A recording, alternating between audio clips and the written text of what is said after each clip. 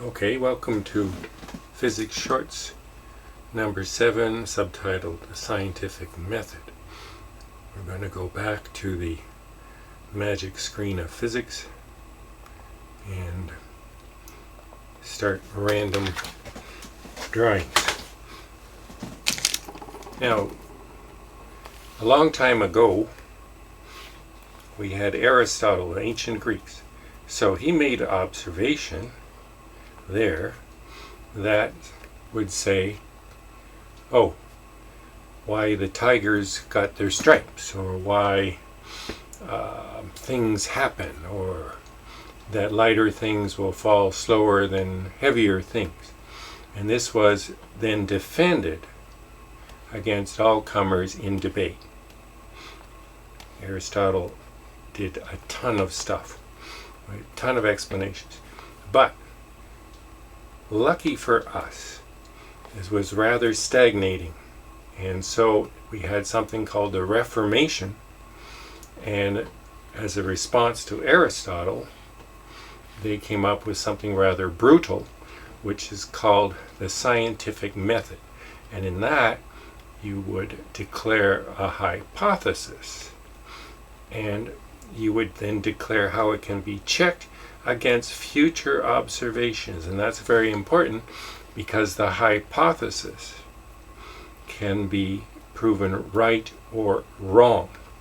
So against future observations, but you would define it, let's say, you define it as more as Einstein's relativity, and you would define it by how light bends around stars, etc.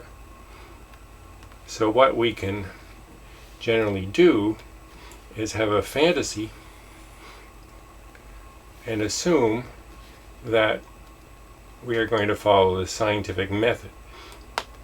Nobody follows the scientific method anymore because it is a bet between the success of the hypothesis and the failure of the hypothesis. So nobody can survive in this legal world and stuff. Nobody can survive the failure of a hypothesis. So no university public relations department is going to put out a hypothesis in everyday stuff that matters people, maybe for esoteric physics or something. So we are going to have the hypothesis recast the whole thing about recast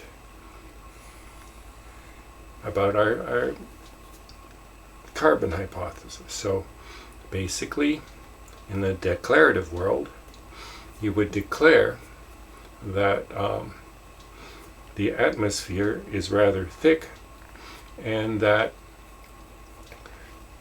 the dominant force of cooling the Earth, the dominant mechanism, is radiation release. So you have just radiation releasing heat through the atmosphere, and that carbon dioxide interferes with that, and get CO2 will interfere with the radiation and cause a thermal blanket. So as I've been told this many times, as carbon dioxide goes up, temperature goes up because you're forming a more and more efficient thermal blanket. This is declarative because they declared that all physics was done in 1850, and there's nothing left to do. So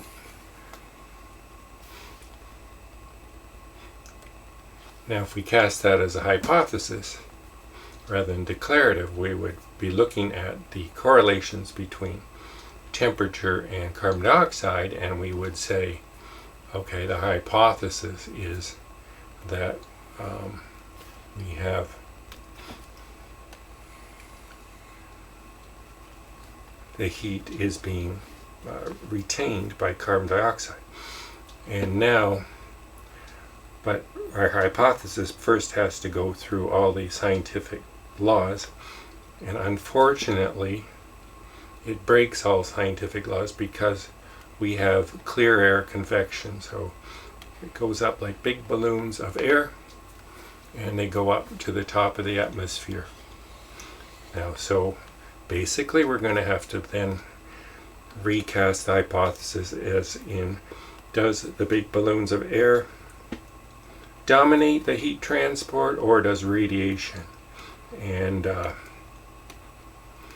that one has been already settled quite easily with balloon studies, real balloon studies as opposed. And in the 70s they did tons of laser and aircraft to look at clear air convection. So the hypothesis can't be formed, it fails in its initial state. However, we don't live in that world of scientific method because it's just too cruel. Everybody must declare a discovery or something, right? So with our modern world, then we are just back into Aristotle of declare. Every press release from the PR departments, the university is all going to go into some big discovery and then a huge discussion on how this will impact the future, and you never hear from them again. Like if you heard batteries or something, we'd expect like tremendous improvements in that, but they only improve like 10% a year, is not much. So declarative science is now our definition of truth as opposed to the scientific method. And that has consequences in that the Reformation started tremendous scientific progress for humanity as opposed to sticking with Aristotle. And that is now stopped again, at least in the atmospheric physics, by declarative science. Thank you.